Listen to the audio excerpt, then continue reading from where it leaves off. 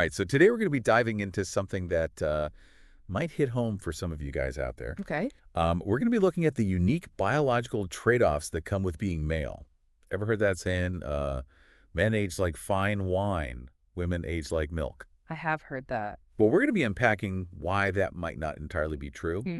We're using an article from Psychology Today called The Risks of Being a Male, Okay. and it's written by neuroscientist Gary Wenk. Sounds fascinating. Yeah, So looking forward to this. yeah, me too. It's a good one. So get ready for some aha moments as we uncover the hidden connections between metabolism, exercise, and longevity. It really is fascinating how evolution has shaped the sexes differently, And today we'll explore some of the biological factors, particularly when it comes to metabolism and longevity, where being male might actually present certain challenges. Yeah, it's like some guys can seemingly eat a ton and stay lean. Like, what's the science behind that?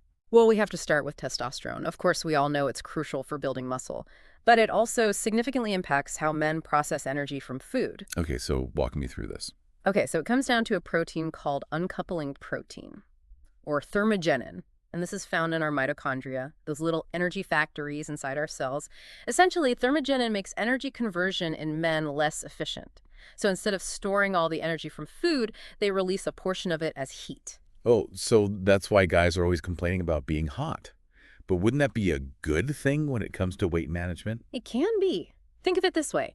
Men are essentially burning hotter than women, leading to a naturally higher calorie burn, even at rest. In fact, the article even mentions young male students who could eat whatever they wanted and seemingly exercise the calories away or even lose weight just sitting around. Wow, that almost sounds like a superpower. But I feel like you said there's a catch. Right. This constant higher energy expenditure comes at a cost. Men need to consume more calories to fuel this internal furnace, which leads to increased production of molecules called reactive oxygen species, or ROS. ROS. Okay, I've heard of ROS, but refresh my memory. What are they exactly? So they're a natural byproduct of metabolism, kind of like exhaust fumes from a car engine. In small amounts, they're not necessarily harmful, and even play a role in cell signaling. But when you have an excess, they can start damaging cells, sort of like rust accumulating on that car over time. And the cellular damage is a key contributor to aging. So because men are producing more ROS due to their higher metabolism, they're essentially accelerating the aging process. That's one way to put it. And it's not just a human thing. This pattern of males having shorter lifespans than females is observed across numerous species, even in flies. Wow, so even with that easy weight loss advantage, Yeah. there's a potential trade-off in terms of longevity. It's like a biological balancing act. Precisely. And this leads us to another intriguing aspect, the role of exercise. You see, the article's author, Gary Wenk, also wrote a book called Your Brain on Exercise. And his research highlights that while exercise is generally beneficial, the relationship is more complex, particularly for men. So are you saying that men should just avoid exercise altogether? Not at all. But we need to understand the nuances. Considering the impact of ROS, intense or excessive exercise might actually backfire for men. Remember, they're already burning hotter. Intense physical activity could lead to an overproduction of those harmful ROS, potentially offsetting some of the benefits of exercise. That is counterintuitive. We're always told, no pain, no gain. So what's the right approach? It's about finding a balance. Moderate exercise is crucial, but pushing too hard too often might have unintended consequences. I'm starting to see a theme here. Moderation is key. But before we get into the specifics of what kind of exercise is best, I'm curious, how does all of this compare to what's happening in women's bodies? Well, typically women produce less heat, require fewer calories, and generate fewer ROS. This contributes to their longer lifespans and is a stark contrast to the metabolic profile we see in men. So in a way, women have a biological advantage when it comes to aging. From a purely physiological standpoint, yes. But remember, this is just one piece of a very complex puzzle. We're only scratching the surface here. Okay, I'm ready to go deeper. We've got testosterone driving this higher metabolism in men, leading to more ROS production and potentially a shorter lifespan. Women, on the other hand, are running cooler and living longer. So what does this all mean for the average guy listening? Should we just resign ourselves to a shorter lifespan and give up on being healthy? Absolutely not. This isn't about being fatalistic. It's about understanding our biology so we can make informed choices. Knowledge is power, right? So it's not about fighting our biology, but working with it. Exactly. By understanding how our bodies work, we can make choices that support our health and potentially mitigate some of these biological disadvantages. And that brings us to the next part of our deep dive, exploring those choices and how men can take control of their health destinies. Okay, so let's talk strategy. What can men actually do to counteract these seemingly hardwired disadvantages? Well, diet plays a crucial role. Since men generate more ROS, it's even more important to focus on foods rich in antioxidants. So like what, loading up on blueberries? That's one way to think about it. Berries, leafy greens, nuts. These foods contain compounds that help neutralize those damaging molecules. It's like providing your body's cleanup crew with extra support. Oh, interesting. So it's not about eliminating ROS entirely, Eh, but more about keeping them in check. Exactly. And this is where the concept of moderate exercise we discussed earlier comes into play. Okay, so remind me, what does moderate exercise look like for the average guy? Well, it's about finding activities that elevate your heart rate without putting excessive strain on your body. Brisk walking, swimming, cycling, even dancing or gardening. It's about moving your body in a way you enjoy and can sustain over time. So it's not about becoming a marathon runner or hitting the gym every day, but rather incorporating movement into your daily life. Precisely. And here's where things get really interesting. Remember how we talked about testosterone making men's metabolism less efficient? Yeah, the burning hot phenomenon. Well, studies show that regular, moderate exercise can actually improve that efficiency over time. Wait, hold on. Are you saying exercise can actually change how our metabolism works? To a certain extent, yes. By consistently challenging our bodies, we can train our cells to become more efficient at using energy. This can have a ripple effect on various aspects of health, from weight management to reducing those pesky ROS. So even though men might start off with a less efficient system, they can actually make it better through lifestyle choices. That's the takeaway. It's about playing the long game. It's not about quick fixes or extremes, but about building sustainable habits that support long-term health. It's like we're not necessarily stuck with the hand we're dealt. We can improve our odds through conscious choices. Absolutely. And this goes beyond just physical health. It's about mindset, too. We Understanding these biological differences can empower men to be more proactive about their health. It's about being aware of potential risks and taking steps to mitigate them.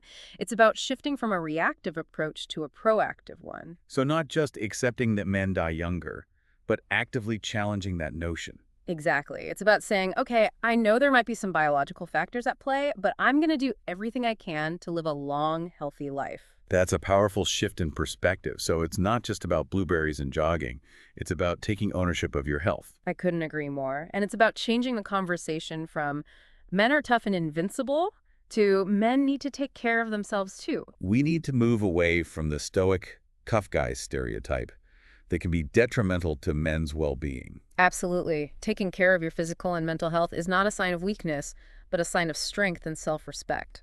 This deep dive has been incredibly insightful, revealing this hidden world of metabolism, testosterone, and longevity. We've learned that men do face certain biological challenges, but also have the power to influence their health outcomes through lifestyle choices.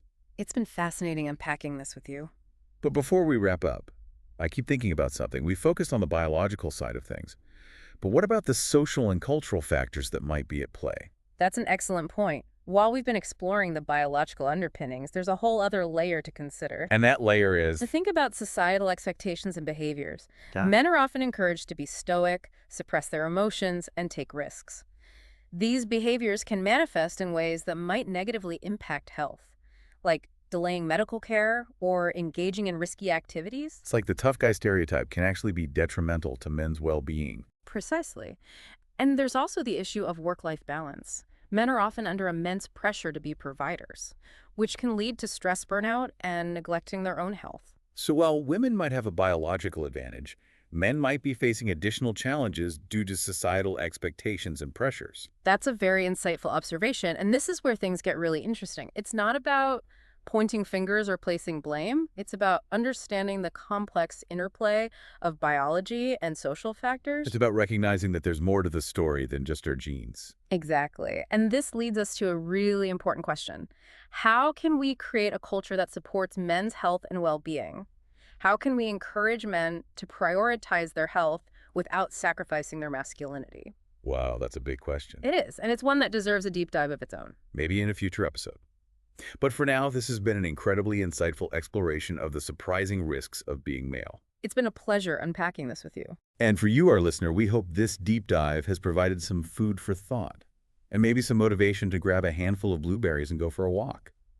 Yeah, it almost feels like we need like a societal shift, in how we view masculinity and health. I think you're right, yeah. We need to move away from this idea that asking for help or prioritizing self-care is somehow weak or unmanly. Right, it's about strength, not stoicism. Exactly. Yeah. It takes strength to acknowledge your vulnerabilities. Yeah. And seek support when you need it. And it takes strength to break free from, those outdated stereotypes can be so harmful. Absolutely. It's about redefining what it means to be a man in the 21st century.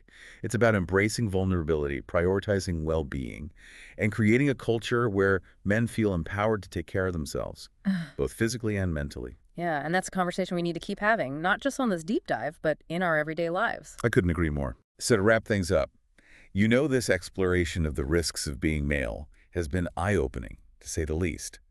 We've uncovered these fascinating biological differences that impact how men metabolize food, exercise, and even age. It really is fascinating stuff. Yeah, it is. But the key takeaway here is that knowledge is power. By understanding these differences, men can make informed choices that support their long-term health and well-being. Right. It's about working with our biology, not against it. And it's about challenging those societal norms that might be holding us back. Well said. So for our listener, we leave you with this. What steps can you take today to prioritize your health and well-being? Whether it is incorporating more antioxidants into your diet, finding a form of exercise you enjoy, or simply having an open and honest conversation with your doctor. Remember that your health is an investment, not an expense. It's an investment that pays dividends for a lifetime. Couldn't have said it better myself. And on that note, we'll wrap up this deep dive. Until next time, keep exploring, keep learning, and keep taking care of yourselves.